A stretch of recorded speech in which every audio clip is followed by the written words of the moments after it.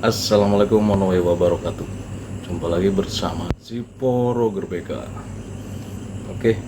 Pada pertemuan kali ini saya akan membahas bersama rekan-rekan ya terkait unit penanggulangan kebakaran. Nah, biasa kita yang paling pertama adalah dia di kelas D ya, itu petugas peran kebakaran. Ya, jadi materinya itu yang pertama terkait teori api dan anatomi kebakaran. Yang kedua terkait sistem kebakaran aktif dan pasif. Yang ketiga terkait dasar-dasar K3 penanggulangan kebakaran. Dan juga yang keempat adalah dasar-dasar manajemen penanggulangan kebakaran. Dan yang kelima adalah dasar-dasar prosedur bila terjadi kebakaran. Oke, kita lanjut ya. Jadi untuk standar kompetensi kebakaran itu kita ambil referensinya adalah dari Kepmenaker nomor 186 garis miring men garis miring tahun 1999 ya, 1999. Itu ada 4 ya. Yang pertama dia kelas D. Jadi kelas D itu dia petugas peran kebakaran. Yang kelas C adalah regu penanggulangan kebakaran.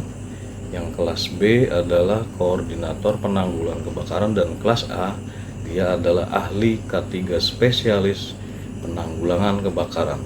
Jadi dia sebagai penanggung jawab teknis. Jadi seperti itu. Jadi ada 4, kelas D, kelas C, kelas B, dan kelas A ya, seperti itu.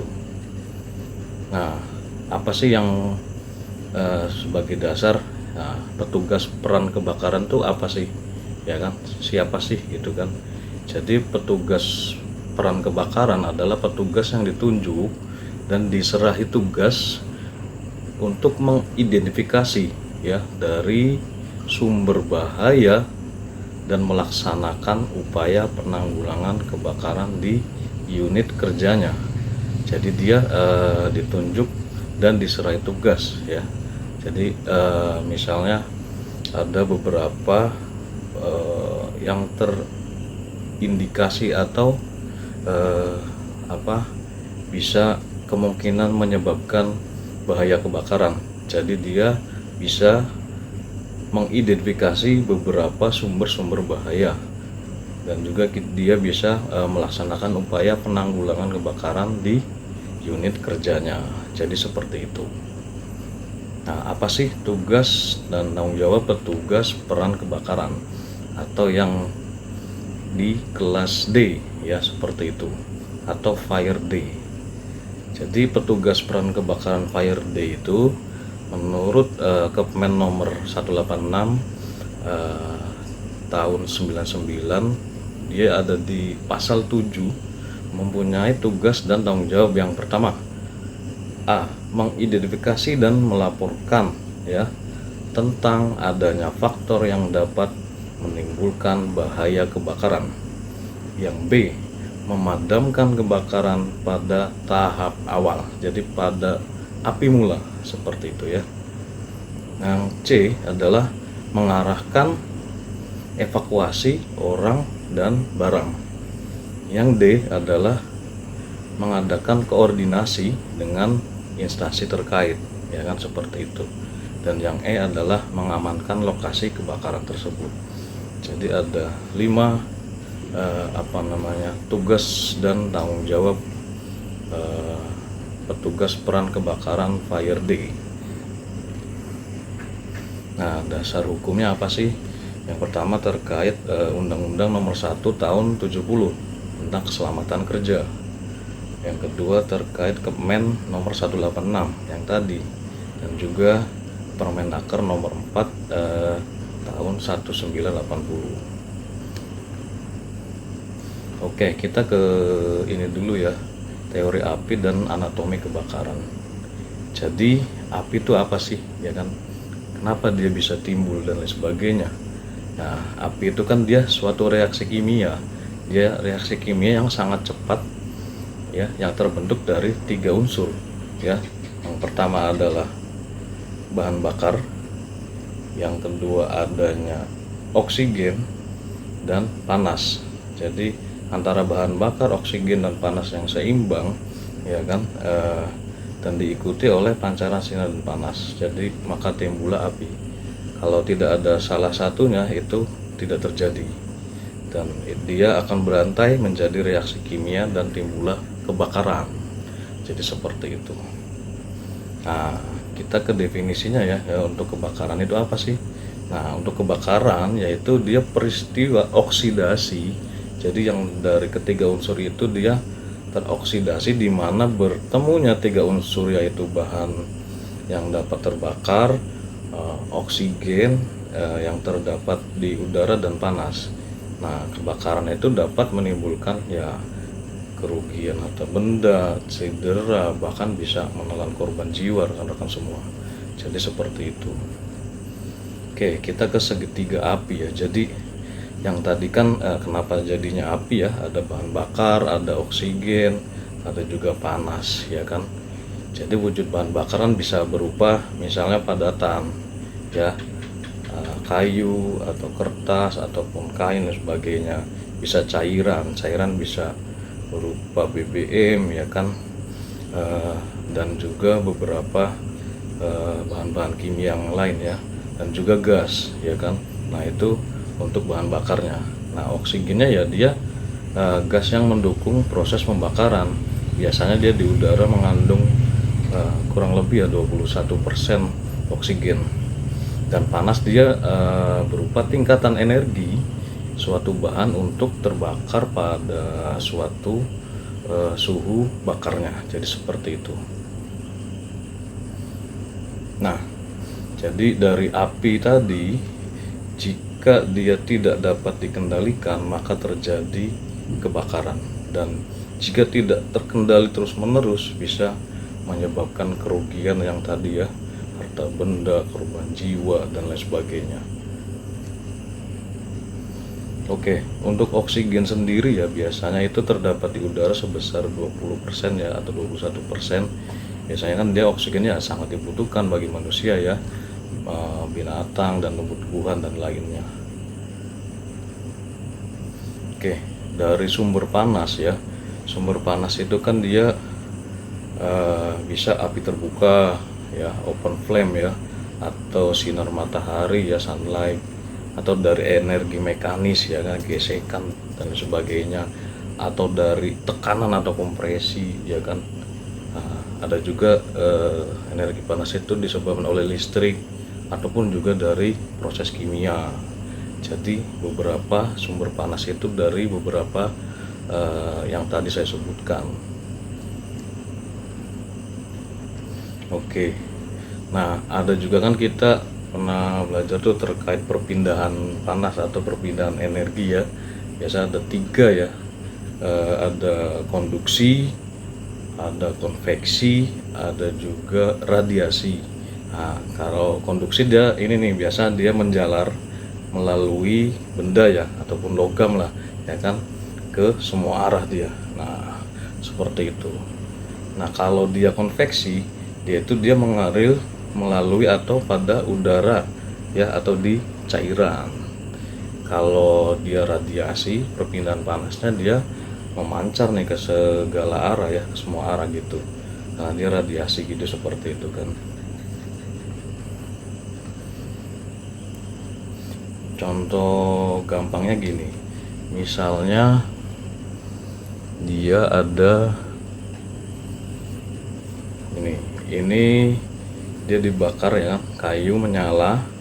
Oke, nah itu contoh gampangnya, kita sedang pegang besi ya. Jadi kita ibaratkan ini kayu yang menyala, ini besi, ini kita pegang ya. Kalau dia konduksi itu dia dari sini nih merambat. Nah, di sini itulah perpindahan panasnya. Kalau dia konveksi, nah misalnya ini bara apinya kita seperti ini. Nah, itu kan. Nah, itu pasti akan panas. Nah, kalau radiasi dia berdasarkan pancaran seperti itu, dia dari api ini dia memancar. Nah, timbullah ini rasa panas. Jadi seperti untuk contoh konkret mudahnya ya, terkait perpindahan panas. Oke. Untuk tahap pengembangan api dalam ruangan atau kebakaran lah, itu ada dia beberapa tahap ya. Yang pertama adalah dia berdasarkan suhu ya. Ini suhu ya, suhunya, dan di sini time atau waktu ya, seperti itu. Jadi dari sini ya, dia pertama adalah ignition atau penyalaan. Nah, penyalaan nanti dia mulai dari terikuti tahap pertumbuhan ya. Jadi dari tahap pertama penyalaan baru dia pertumbuhan tuh. Nah, dari pertumbuhan itu dia akan terjadi flashover. Nah, dia flashover di sini baru dia terjadilah pembakaran penuh. Nah, dari pembakaran penuh ya kan, itu nanti ada pasca flashover.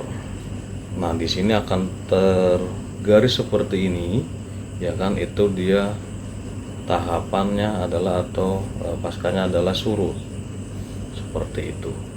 Jadi tahapan pengembangan api dalam ruangan ya, kebakaran ya, dalam hal ini yang pertama adalah penyalaan, pertumbuhan, flashover, pembakaran penuh, dan tahap decay ya atau surut. Jadi seperti itu ya. Nah, itu yang baik pada saat melakukan pemadaman, time atau waktu yang paling pas adalah pada saat api itu mulai menyala dari awal seperti ini. Kalau sudah flashover, udah pembakaran penuh, itu sangat susah sekali ya untuk kita padamkan rekan-rekan. Jadi ini ya, kalau kita sudah bisa mengidentifikasi dari sumber bahayanya ya kan, jadi kemungkinan yang bisa menyebabkan timbulnya api dan kebakaran ya kan, itu bisa mengurangi atau mencegah ya kan terjadinya kebakaran. Nah, disitulah pada saat tahap-tahap itu. Tapi kalau udah dari mulai penyalaan, dia pertumbuhan, flashover, udah tahap pembakaran penuh, itu sangat susah untuk dipadamkan. Seperti itu ya. Oke. Biasanya kan ada beberapa istilah tuh dalam kebakaran. Yang pertama biasanya ada yang menyebut flash point ya. Ada juga yang menyebut fire point atau juga flammable ring ya. Jadi kalau flash point itu kan dia titik nyala, jadi dia suhu terendah di mana suatu zat atau bahan bakar cukup mengeluarkan uap ya, dan dia dapat menyala, terbakar sekejap. Jadi dia nyala blep gitu kan. Nah, gitu. Itu juga bila diberi sumber panas yang cukup. Jadi pada saat itu dia suhunya terendah, bahan bakar mengeluarkan uap dan menyala, terbakar sekejap, seperti itu. Itu yang namanya flash point atau titik nyala. Nah, kalau untuk fire point itu atau titik bakar ya. Jadi kalau titik bakar itu dia suhu terendah di mana suatu zat atau bahan bakar dia cukup mengeluarkan uap yang dapat terbakar. Dia menyala secara terus-menerus, berkesinambungan seperti itu ya, bila diberi sumber panas yang cukup, seperti itu. Jadi itu bedanya titik nyala dan titik bakar, atau flash point dan fire point ya. Jadi kalau titik nyala dia terbakar sekejap, kalau flash point dia menyala dengan terus-menerus, seperti itu. Nah, yang dari kedua tadi ada namanya flammable ring atau daerah bisa terbakar. Jadi dia biasanya suatu batas konsentrasi ya, campuran antara uap ya, bahan bakar dengan udara ya, seperti itu ya. Dia dapat terbakar atau menyala bila dikenai atau diberi sumber penyalaan. Itulah flammable ring atau daerah bisa terbakar.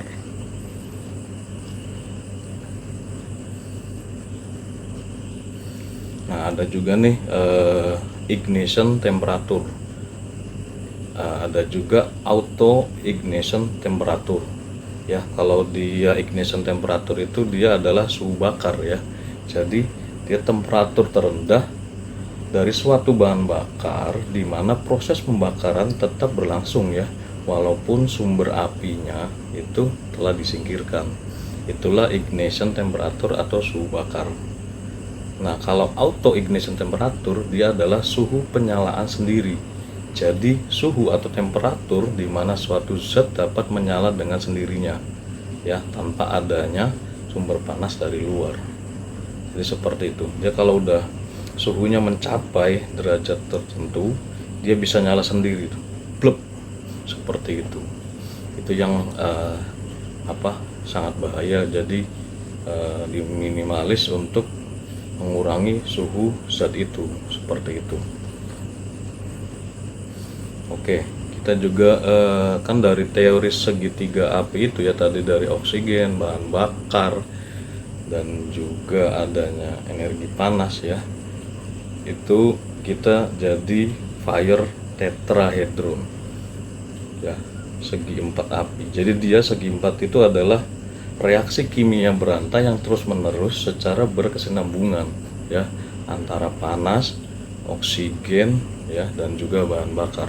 Jadi sehingga menyebabkan proses pembakaran bertambah besar. Jadi seperti itu. Itulah jadi chain reaction seperti itu.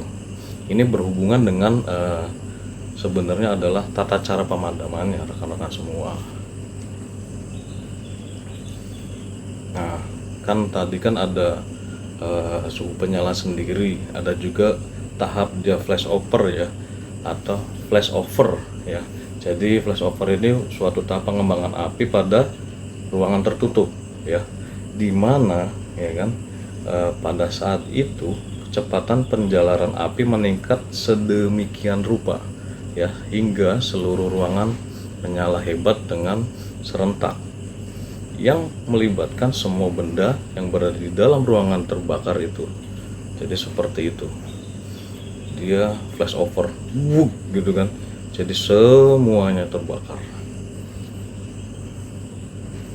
Ada juga ini nih yang kebakarannya dia backdraft ya. Jadi dia gini, gitu kan. Nah, biasanya kalau backdraft itu dia situasinya dapat terjadi ketika kebakaran gas yang kekurangan oksigen ya. Jadi jika oksigennya kembali ya kan masuk ke dalam api, atau misalnya dengan contoh dia di dalam ruangan ya, dia buka pintu atau jendela ke ruangan tertutup itu, pembakaran dia akan restart tuh. Nah, sehingga menyebabkan efek ledakan atau backdraft ya, seperti itu. Sehingga sebagai gas yang dipanaskan, dia dapat berkembang pesat karena suhu yang meningkat pesat. Jadi dia udah terakumulasi begini ya kan penyalaannya, tiba-tiba dibuka ruangannya ya kan, oksigen masuk, dia akan backdraft atau melepuk atau meledak, pap gitu. Itu yang sangat bahaya. Itu orang bisa terbakar dan terpental seperti itu. Nah, ada juga ini ya ledakan. Jadi kalau ledakan itu biasanya yang berhubungan dengan kebakaran, dia peningkatan tajam dalam volume dan pengeluaran energi ya.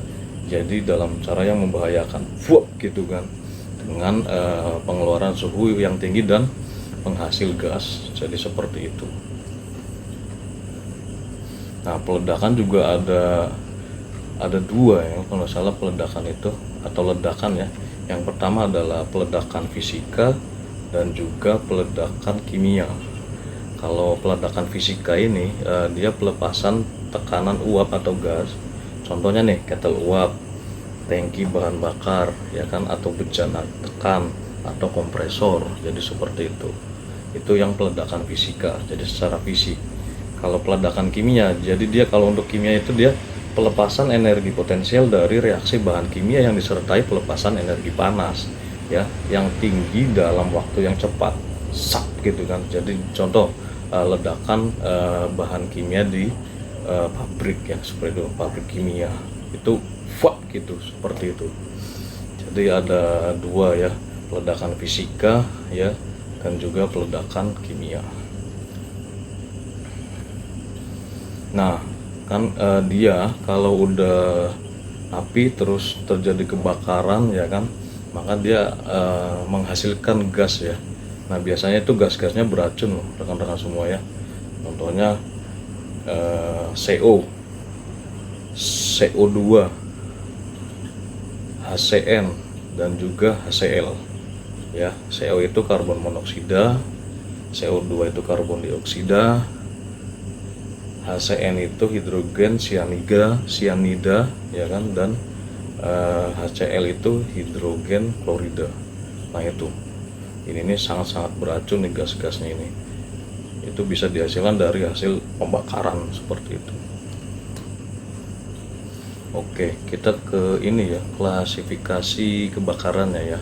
Kalau tadi kan di awal terkait petugas peran kebakarannya itu ada dari Fire D, Fire C, Fire B, dan Fire A. Nah kita ke klasifikasi kebakarannya. Kalau klasifikasi kebakaran itu dia di Permenaker nomor 4 garis miring men garis miring 1980. Nah itu ada dia A, B, C, dan D ya. Yang A itu dia benda padat nih, contohnya kayu, kain, kertas, kapo, karet ya kan, plastik ya kan, semuanya dan lain-lain. Makanya dia berwujud padat. Itu yang kebakaran yang ininya adalah kelasnya adalah A. Untuk yang B itu dia cair dan gas ya kan. Nah, contoh cair dan gas ini misalnya bensin, minyak tanah, spiritus ya kan, solar, aftur, LPG, LNG ya kan, LPG liquid petroleum gas, LNG liquid natural gas ya kan, seperti itu. Nah yang C adalah dia kebakaran listrik ya kan, contohnya peralatan-peralatan elektronik atau peralatan-peralatan listrik. Dan yang D adalah kebakaran dari metal atau logam, contohnya magnesium, titanium, aluminium ya kan, dan lain-lain sebagainya. Jadi ada klasifikasi kebakaran itu A, B, dan C serta D. A padatan, B cair dan gas, C listrik, yang D adalah logam.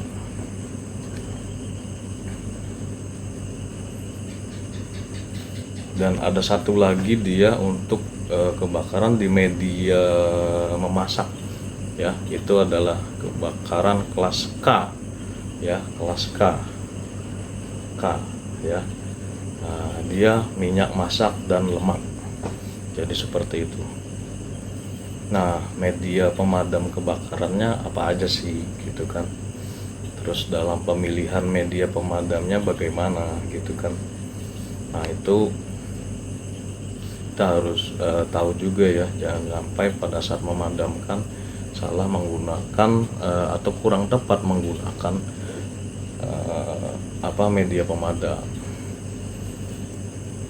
Nah biasa kan ada contohnya nih water ya, untuk media pemadam tuh, atau air, dry powder ya, dry chemical powder, terus foam ya atau busa, ataupun CO2 ya, itu gas.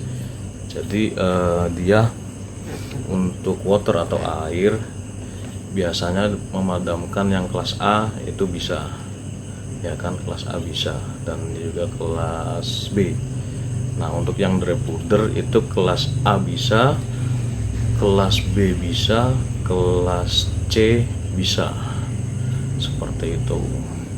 Nah untuk busa itu dia bisa kelas A, kelas B, tapi jangan untuk di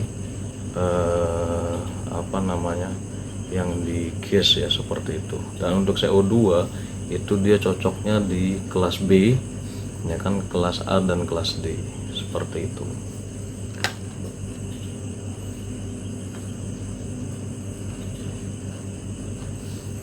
misalnya nih di kebakaran di ruangan ya kan, di ruang perkantoran. Nah, kita harus tahu tuh media pemadamnya apa.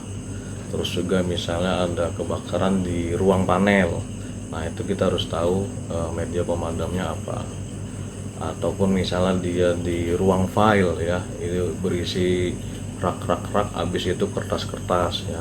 Jadi seperti itu, berdasarkan tadi ya media pemadam yang tadi.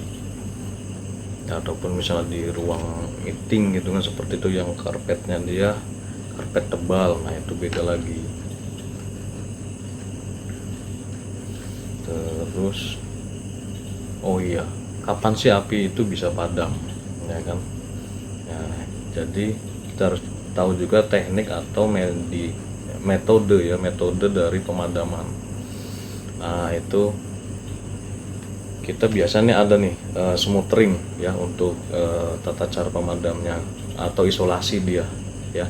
Jadi untuk smothering ini dia teknik pemadaman dengan cara membatasi atau memutuskan atau menghilangkan kontak ya kan antara udara dengan bahan bakar dan panas yang terbakar hingga api padam. Nah, itulah metode pemadaman smothering atau isolasi ya. Contohnya nih, misalnya metode pemadam dengan menggunakan karung basah seperti itu, ataupun fire blanket. Nah, itu sama ya. Atau memadamkan dengan lumpur, dia tertutup tuh, atau pasir ya gitu kan, atau tanah ya kan. Atau juga memadamkan minyak dengan dry chemical seperti itu adalah teknik pemadaman smothering atau isolasi. Ada juga dia teknik pemadaman tuh starvation ya. Jadi starvation ini teknik pemadaman dengan cara membatasi, memutuskan dan menghilangkan konsentrasi dari bahan bakarnya dengan oksigen dan panas yang terbakar ya, sampai batas bisa terbakar bawah. Jadi seperti itu ya. Contohnya misalnya kita pisahkan benda yang terbakar, nah dipisahkan tuh ya kan. Terus kita jauhkan benda-benda yang belum terbakarnya. Ini misalnya terbakar di sini, ini ada benda sebelahnya, nah seperti itu kan. Nah ini disingkir-singkirin nih seperti itu teknik pemadaman starvation. Nah, ataupun misalnya dia pipanisasi jalur pipa, dia misalnya jalur pipanya itu gas atau cairan atau liquid yang mudah terbakar, itu kan ada dia kerangannya atau kran. Nah, ditutuplah valve-nya atau krannya, sat gitu kan. Nah, seperti itu untuk membatasi atau menyetop dari medianya. Nah, ada juga dia yang media pemadamannya adalah cooling atau pendinginan. Jadi pendinginan ini teknik pemadaman dengan cara membatasi, memutuskan atau menghilangkan jumlah panasnya. Jadi panasnya yang dikurangin seperti itu ya, jumlah panasnya yang dikurangin ya kan. Nah, dari bahan bakar yang terbakar sampai di bawah titik nyalanya ya. Nah, titik nyalanya yang tadi saya bahas di awal ya, atau dia flash pointnya seperti itu. Contohnya dia disiram atau disemprot dengan air. Nah, yang tadinya panas kan dia agak suhunya dia agak turun dia dingin, jadi cooling atau pendinginan. Atau menggunakan pepohonan yang mengandung air tuh seperti itu kan, pakai ranting-ranting yang masih ada daun-daunnya. Atau memadamkan dengan pemadam api CO2 atau gas, itu bisa juga. Nah, tadi kan terkait segitiga api terus fire tetrahedron ya, atau segi empat. Kita bisa mencegahnya dengan mencegah reaksi rantai kimianya. Jadi teknik pemadaman ini dengan cara membatasi atau memutuskan rantai reaksi kebakarannya ini. Jadi dia kan segitiga tadinya kan, habis itu terjadilah rantai reaksi ya dari segitiga tadi, terus saja terus kemudian jadi kebakar terus kan. Seperti itu ya. Dia biasanya CH4 plus O2 ya, X dikali berapa panasnya, maka dia timbullah H2O plus CO2 seperti itu. Dan dengan cara biasanya menyemprotkan media pemadam dry chemical, atau yang dulu itu pakainya halon atau AF11. Nah, seperti itu. Nah, dari tadi teknik-teknik pemadaman yang keempat tadi, itu ada faktor-faktor dari penyebab kebakaran. Jadi kita harus tahu juga nih kawan-kawan terkait faktor penyebab kebakaran apa saja sih, seperti itu kan. Yang pertama itu emang dari human ya, atau faktor manusianya nih. Bisa dia lalai atau kelalaian ya, bisa disengaja ya kan membakar ya kan, ataupun pada saat kita memadamkan api itu medianya, saranya tidak tepat ya. Tadinya api kecil kita padamkan dengan salah medianya ya kan, seperti itu, maka malah nambah besar. Contoh seperti ini, dia kebakaran di ruangan dapur ya kan, kebakaran kompor itu ke atas di apinya, dia bawa gayung kan. Nah, di bawah gayung dia siram seperti itu apinya akan lebih membesar. Kenapa? Air itu kan apa sih? H2O tuh ya kan.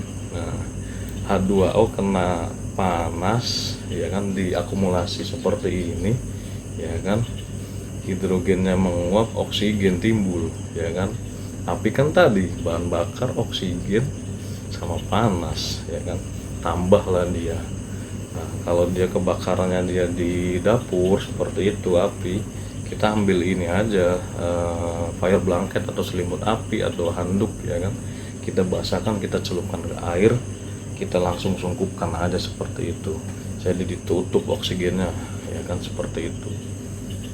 Jadi dari faktor manusia nih ya, itu bisa juga menyebabkan kebakaran, apalagi bakarnya dia lebih besar. Ada juga dia faktor yang kedua adalah ignition ya, atau penyalaan sendiri. Jadi contoh misalnya ada dia timbunan sampah tuh yang udah menumpuk ya kan. Nah, dia timbul gas, kena panas ya kan, kena suhu yang tinggi, akhirnya dia menyala sendiri ya kan, seperti itu.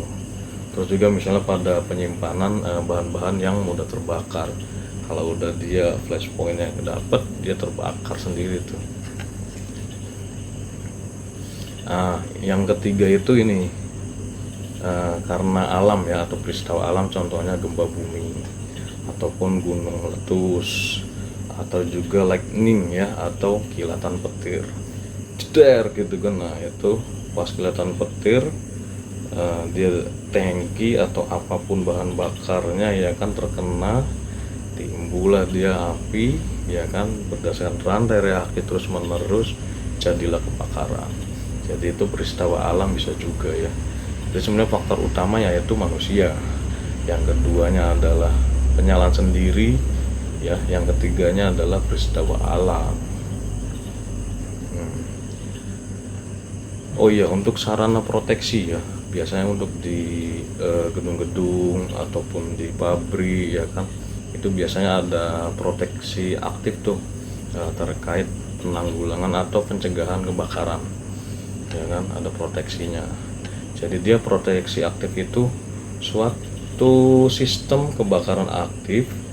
Jadi dia dapat digunakan untuk memadamkan api secara langsung, atau dia instalasi yang dipersiapkan untuk mendeteksi dan memadamkan kebakaran, seperti itu. Itulah proteksi aktif untuk kebakaran ya.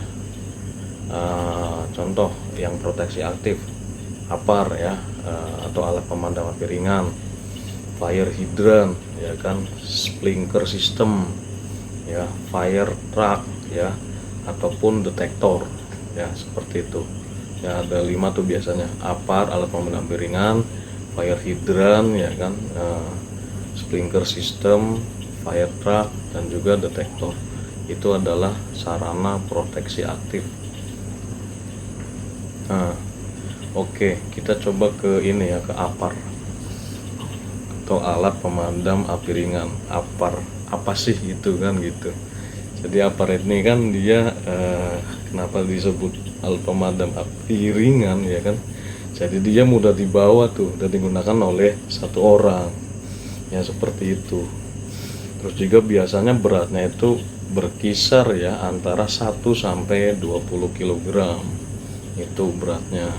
Nah, dia dinamakan alat pemadam api ringan ya kan, dan juga dia bisa memadamkan kebakaran tingkat awal yang tadi saya bahas di awal ya. Nah, ini penyalaan ya kan. Nah, sebelum dia ke pertumbuhan dan flashover, disinilah uppernya itu bekerja. Ada api mula, nyala, set, padamkan. Jadi tidak sampai ke atas kebakaran terus menerus. Nah, dia efektifnya itu bekerja upper itu antara 8 sampai 30 detik. Pada saat awal mula itu efektif banget, set gitu kan, seperti itu.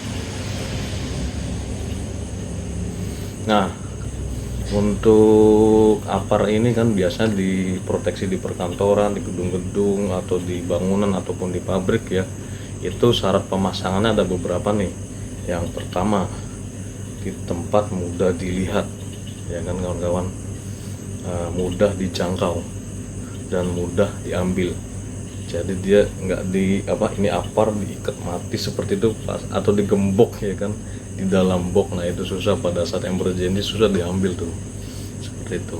Nah, berikutnya adalah dia jenis medianya ya, dan ukurannya harus sesuai dengan klasifikasi kebakaran dan beban api ya kan, ada perhitungannya tuh. Dan yang ketiga, dilakukan pemeriksaan secara berkala, seperti itu ya. Nah, media pemadam juga harus dia biasanya itu direfill ya, atau diisi ulang sesuai batas waktu yang telah ditentukan, seperti itu. Dan berikutnya yaitu kekuatan dari konstruksi tabung uppernya itu harus diuji pada dengan air sesuai ketentuan. Itu biasa namanya hidrotest, seperti itu. Jadi untuk alat pemadam itu diuji kekuatannya dengan hidrotest. Nah, kita juga pada saat di bangunan, di gedung atau di pabrik itu kita pasang juga ini alat uppernya ya kan. Contoh ini uppernya, ya ini tabung uppernya. Nah, itu juga harus diberi tanda ya, tanda pemasangan atau simbol upper di atasnya, seperti itu, agar dari kejauhan bisa terlihat, seperti itu ya. Biasanya tanda pemasangannya itu dia tulisannya adalah di tengah-tengah itu hurufnya hitam, background putih, nah dan sekelilingnya adalah merah, dia segitiga seperti ini. Nah, tulisannya alat pemadam api atau fire extinguisher ya, seperti itu. Nah, itu untuk segitiga ini kesini 35 cm, 35 cm, 35 cm. Nah, di bawahnya ada tanda panahnya. Nah, biasanya warna putih tuh. Nah, itu 7,5 cm tanda panahnya. Seperti itu ya. Jadi yang saya refresh ke awal ya terkait Permenaker nomor 4 tahun 1980 ya kan.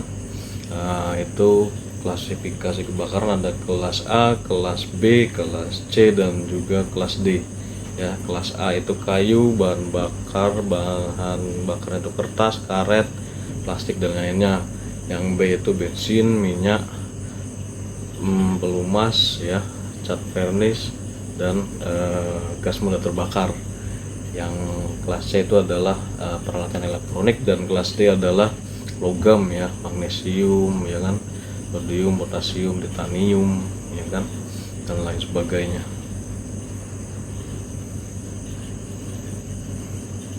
Nah, tadi kan terkait upper ya, yaitu upper ada bagian-bagiannya kawan-kawan ya. Oke, coba saya ambil ya. Nah, ini dia. Ini upper yang dia jenisnya, isinya adalah dry powder ya. Ini dry powder. Nah, dia dry chemical powder ya. Dia bisa di A, B, dan C ya. Untuk kelas memadamkannya. Jadi seperti itu. Nah, ini bagian-bagian upper nih ya. Nah, ini teman-teman ya. Yang pertama adalah safety pin. Nah, ini safety pinnya nih ya, safety pin, ini segelnya. Nah, terus ini lever ya, atau tuas seperti itu ya. Nah, di sini adalah pressure gauge atau indikator tekanan. Nah, yang ini adalah hose ya, atau selangnya, dan yang ini adalah nozzle-nya atau corong seperti itu ya. Nah, yang ini adalah tabungnya ya, seperti itu. Dan ini adalah labelnya ya, labelingnya. Jadi seperti itu ya. Jadi inilah tabung upper yang dry chemical. Ini yang 9 kilo ya kawan-kawan semua. Seperti itu. Nah, bagian-bagian dari upper ya, atau alat pemadam api ringan. Terus ada juga yang ini ya, tadi terkait deteksi dini, yaitu ada detektor kebakaran. Jadi alat detektor kebakaran itu jadi sebuah alat yang berfungsi untuk mendeteksi itu ya kan, kebakaran sedini mungkin ya. Jadi agar kebakaran tidak menyebar menjadi besar ya. Umumnya ada beberapa tipe model ya, smoke detector, rate of rise detector, flame detector, gas detector, dan fixed temperature detector. Smoke detector adalah detektor dia asap. Nah, kalau rate of rise detector dia heat ya, detektor panas ya. Ada juga flame detector, jadi detektor nyala.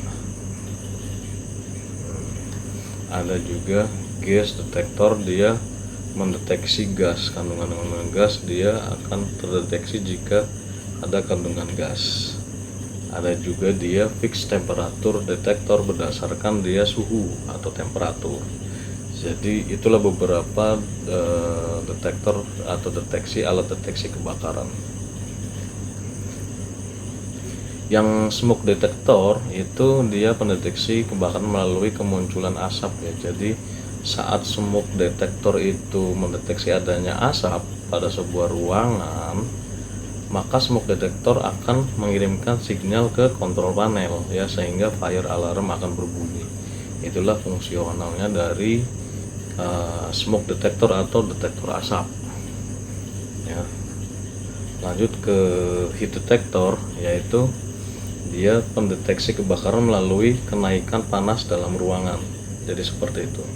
Nah, saat heat detector ini mendeteksi adanya kenaikan suhu secara signifikan ya di sebuah ruangan, jadi sehingga akan mengirimkan sinyal ke kontrol panel seperti itu, dan fire alarm akan berbunyi.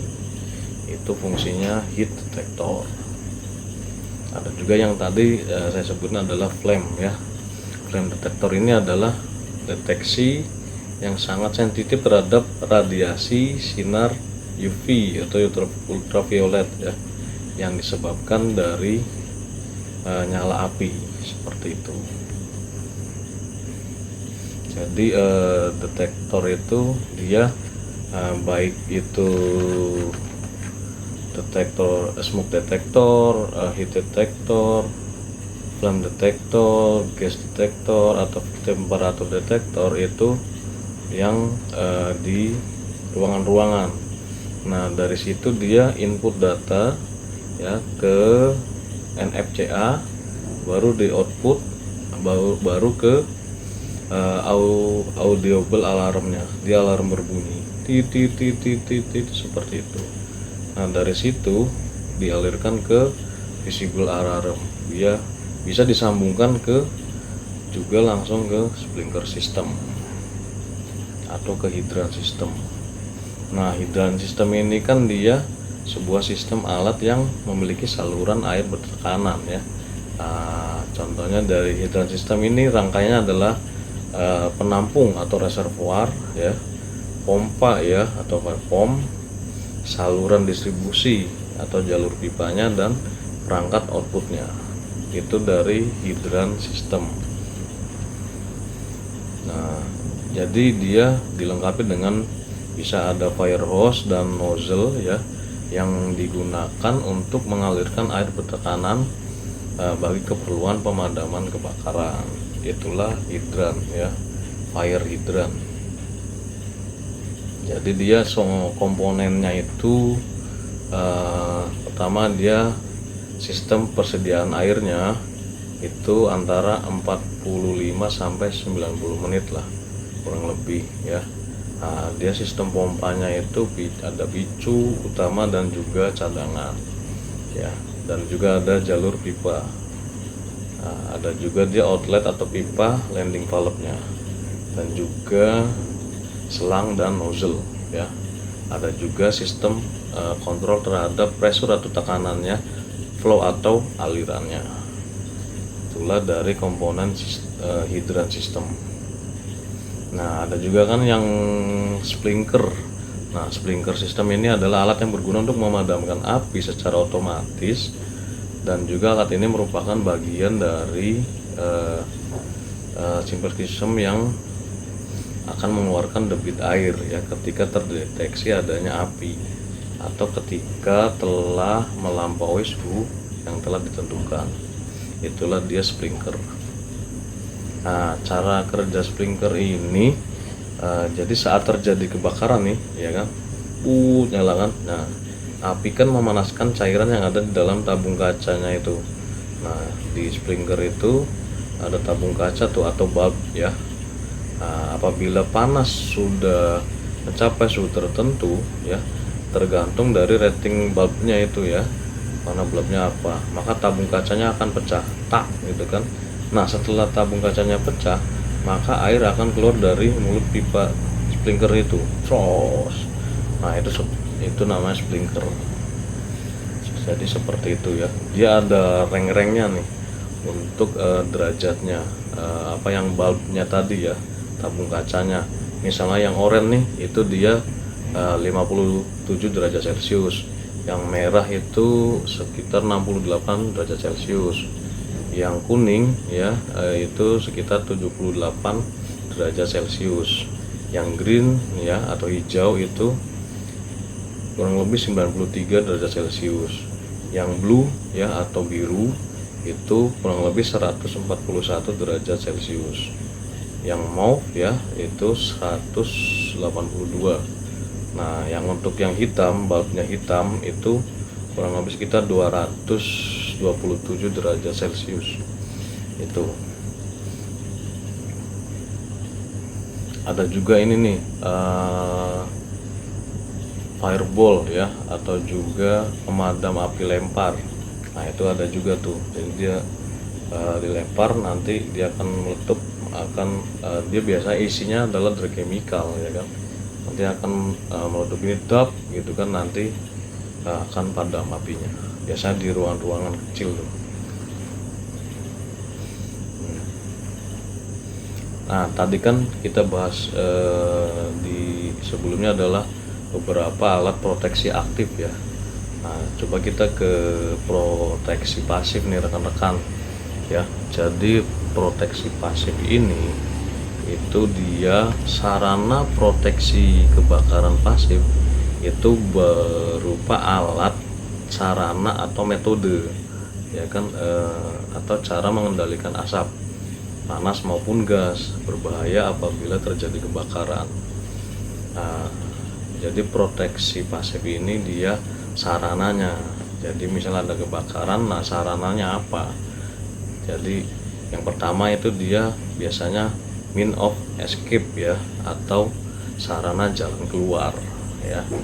Nah, itu dapat membantu pada saat evakuasi. Terus sistem kompartemen ya, jadi dia pemisahan bangunan dari resiko kebakaran tinggi. Jadi dia ada kompartemennya tuh, sekat-sekatnya. Itu sistem proteksi pasif ya. Ada juga dia sarana dan sistem pengendali asap dan api ya, misalnya fire dampler ya kan, smoke damper atau fire stopping ya, atau fire stop seperti itu. Ada juga ini ya, sarana pelambat api atau dia fire retardant seperti itu. Dan juga yang utama pada tangga darurat seperti itu kawan-kawan, untuk proteksi pasif ya.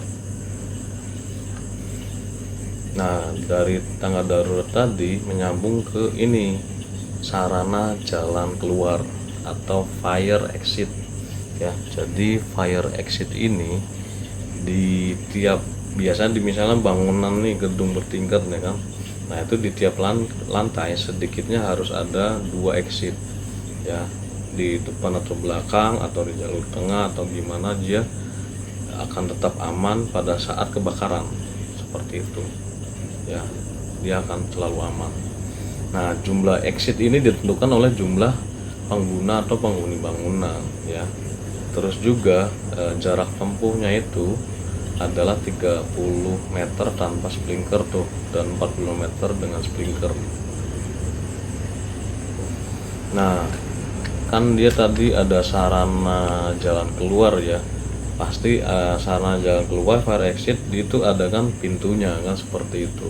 Nah, mungkin dia terbuka terus blong gitu kan. Nah, untuk pintunya ini, dia pintunya harus membuka pada saat keluar tuh, membuka keluar gini, dia membuka keluar. Nah, seperti itu ya. Dan pintu kebakaran ini harus tahan api ya, sesuai dengan standar, dan juga langsung menuju ke halaman luar. Kalau saya buka, dia ada tangganya ya, ada simbol jalurnya, kita evakuasi sampai ke luar bangunan seperti itu.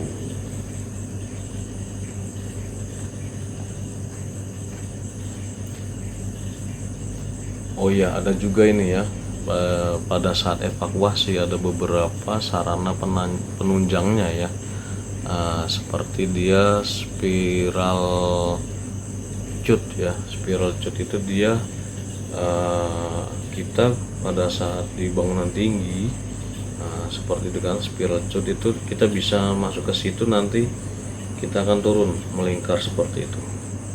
Nah, dia bentuknya gini, sat gitu kan, seperti itu. Ada juga vertical cut. Jadi vertical cut tuh dia modelnya sama, cuman dia nggak spiral, dia gini. Nah, seperti itu. Jadi pada saat kebakaran kita bisa masuk ke kolongnya situ, sap, kita turun. Itu namanya vertical cut. Ada juga dia skyscraper, ada juga skyscraper seperti itu ya, di bangunan-bangunan tinggi biasanya itu.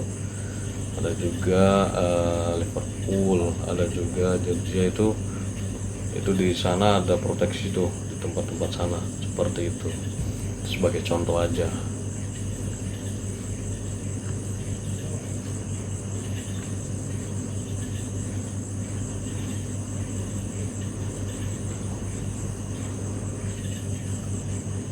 Nah, kita ke ini ya, ke pencegahan dan penanggulangan kebakaran. Jadi untuk pencegahan ya dan penanggulangan kebakaran. Nah, penanggulangan kebakarannya ada pencegahan dan penanggulangan kebakaran itu ada preventif, represif, dan juga rehabilitatif ya. Preventif itu ya kita adakan briefing atau penyuluhan, ataupun kita adakan induction seperti itu ya. Terus pengawasan terhadap bahan berbahaya dan beracun ya, dan juga ada pengadaan sarana pemadam, dan juga penegakan peraturan, dan kita lakukan fire training ya berkala. Itu preventif dari pencegahan kebakaran. Ada juga yang represif. Jadi represif ini sudah terjadi ya kan, sudah terjadi kebakaran, itu tindakannya represif, tindakan pemadaman dan juga penyelamatan ya. Nah setelah dia udah terbakar, dia kan ada, nah kita harus ada rehabilitatif tuh. Jadi kita pendataan, kita evaluasi kenapa sih bisa terbakar ya kan, ini faktor penyebabnya apa ya. Jadi kita investigasi seperti itu.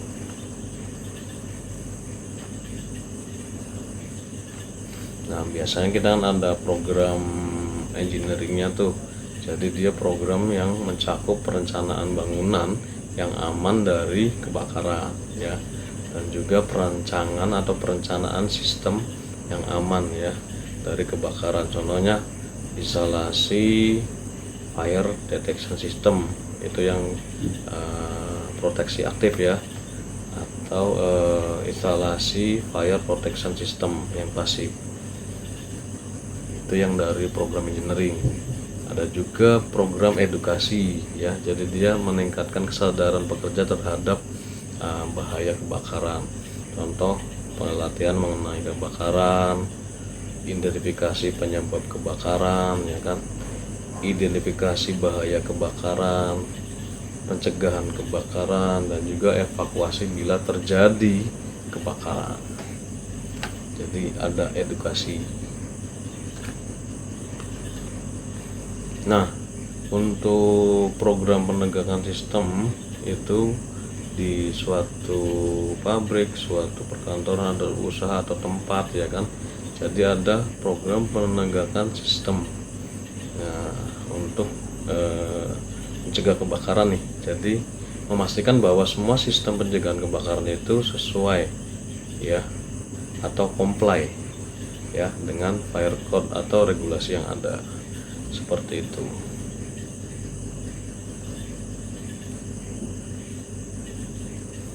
Nah, kita juga tadi kan terkait ada manajemen penanggulangan kebakaran. Apa sih itu? Ya kan seperti itu kan. Jadi manajemen penanggulangan kebakaran itu adalah dia suatu sistem ya, penataan dini dalam rangka mencegah. Nah, itu kan intinya itu, mencegah yang utama kan. Terus mengendalikan ya, mencegah dan mengendalikan bahaya kebakaran. Jadi sehingga kerugian berupa material dan juga korban jiwa atau manusia dapat dicegah ya, atau diminimalkan. Tadinya begini banyak ya, seperti ini mengerucut seperti itu ya. Jadi dia diwujudkan baik berupa kebijakan, prosedur ya yang dikeluarkan oleh suatu instansi atau perusahaan, seperti itu, misalnya di pabrik. Nah dari itu biasa kita kan desain tuh terkait keselamatan kebakaran kan. Nah dari desain itu kan dia tujuannya apa sih, terus sasarannya apa sih, kita teknik atau taktiknya bagaimana, dan komponennya apa saja, seperti itu ya kan. Maka di sini adalah desain keselamatan kebakaran ya. Nah keselamatan kebakaran yaitu komponennya nih, biasanya ada bangunan misalnya kan, isi dari bangunannya dan penghuninya, itu komponennya tuh ya kan. Nah taktiknya nih apa? Pencegahan, sistem deteksi dini, sarana jalan keluar ya, sarana pemadam kebakarannya, atau ketahanan dari bangunannya ya, itu taktik. Nah sasarannya apa? Sasarannya yang tadi, keselamatan jiwa dan perlindungan aset. Nah tujuannya adalah keselamatan kebakaran, seperti itu ya. Jadi desain keselamatan kebakaran seperti itu. Nah kebakaran kan ada 3 nih ya. Ada pre-fire control, untuk kontrolnya ya, ada in case fire control dan post fire control. Jadi untuk pre-fire control ini kita lakukan yang pertama, identifikasi potensi bahayanya ya, bahaya kebakarannya. kita identifikasi tingkat ancaman bahaya kebakarannya atau fire risk assessment. Kita juga identifikasi skenario perencanaan sistem proteksi kebakaran ya, baik itu tadi ya yang aktif atau pasif. Dan kita perencanaan tanggap darurat atau fire emergency plan ya, dan pembentukan organisasi, dan kita training atau pelatihan atau sertifikasi itu di pre-fire control ya. Tadi kan ada 3 tuh, pre-fire control, in-case fire control, dan post-fire control. Tadi pre-fire control. Nah, jika sudah ini ya, misalnya dia sudah in-case fire control, ya udah kita laksanakan apa? Fire emergency response ya. Apa tadi? Deteksi, bunyikan alarm, padamkan, lokalisir, evakuasi, rescue, dan P3K, dan kita amankan. Itu pada saat in case fire control. Nah, post fire control, setelah terjadi ya kebakaran, ya udah ya kan, bagaimana supaya tidak terjadi lagi, kita lakukan investigasinya. Nah, apa sih penyebab kebakaran ini gitu kan, terus kita analisa, baru keluar biasa dia saran atau rekomendasi, dan juga kita rehabilitasi. Jadi untuk mencegah kebakaran itu terulang kembali. Tapi yang bagus adalah di sini ya, pre-fire control ya, seperti itu. Nah, kita juga ada terkait menghadapi bahaya kebakaran ya. Itu ada beberapa tahapannya seperti itu ya. Pertama, misalnya ada kebakaran nih, itu yang utama apa sih? Jangan panik ya, jangan panik ya. Jadi saat kita evakuasi itu jangan panik. Dan juga misalnya dia di gedung bertingkat ya, jangan, biasa ada lift tuh, nah jangan sampai gunakan lift ya kan. Kenapa? Kemungkinan dia bisa macet, putus seling dan sebagainya. Nah itu bahaya. Kita gunakan tangga darurat ya, seperti itu. Dan juga misalnya dia udah akumulasi nih asap seperti ini ya, dia kan oksigen itu akan dibawa dia. Makanya kita kalau udah akumulasi asap banyak di ruangan, kita bagusnya itu merangkak ya, merangkak seperti itu.